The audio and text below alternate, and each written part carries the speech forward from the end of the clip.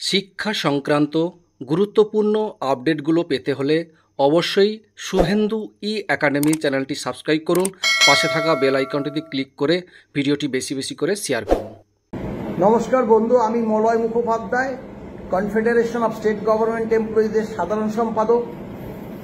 আমার পাশে বসা আমাদের সংগঠনের সভাপতি মাননীয় শ্যামল কুমার মিত্র মহাশয়। আগামী 8 তারিখে আবার মামলাটা আছে।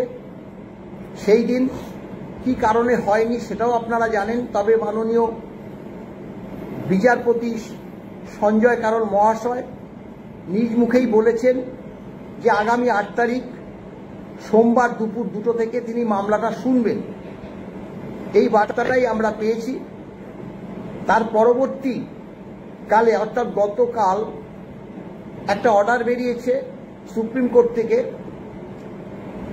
সেখানে পরিষ্কার বলা আছে যে 8 তারিখ 2টো থেকে মামলাটা মাননীয় সঞ্জয় কারোল এবং মাননীয় প্রশান্ত কুমার মিশ্রের বেঞ্চ শুনবে। তবে তা order of the honourable chief justice of India, অর্থাৎ ফাইল মাননীয় Sanjay Karol chief justice of India কাছে তিনি পাঠিয়েছেন। তিনি নির্দেশ দিলেই বোধ করি মামলাটা ওই দিন দুপুর 2টো থেকে শুনবে।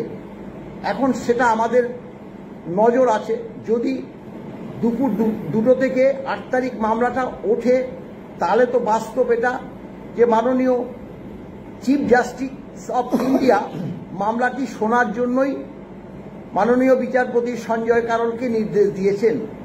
আর যদি দেখা যায় যে মামলাটা ওই দিন না হলো, সেই ব্যাপারে এখন আর কিছুই আমরা বলছি না, সেটা পরবর্তী পর্যায়ে নিশ্চয়ই আমরা তা বলবো। প্রিয় কর্মরত এবং অবসরপ্রাপ্ত রাজ্য সরকারি কর্মচারী, শিক্ষক, শিক্ষাকর্মী এবং বোর্ড, কর্পোরেশন, পঞ্চায়েত, পুরসভা সহ অন্যান্য রাজ্য কর্মীরা, এবং আগামী 8 তারিখে সোমবার মামলার শুনানি হওয়ার কথা, কিন্তু সেটা প্রধান বিচারপতির অনুমোদন সাপেক্ষে কি হবে আমরা জানি না।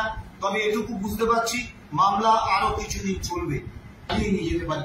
কারণ মামলাটা আমরা যা বুঝছি, সরকার পক্ষের আইনজীবী কপিল সিব্বাল তিনি 2 দিন বলবেন বলেছে, আরো বাড়তে পারে। তারপর আমাদের আইনজীবীরা বলবেন 3 জন রেসপন্ডেন্ট আছে, একজন রেসপন্ডেন্ট নন, কিন্তু তাকে মামলায় শুনানি করার অনুমোদন দেওয়া হয়েছে।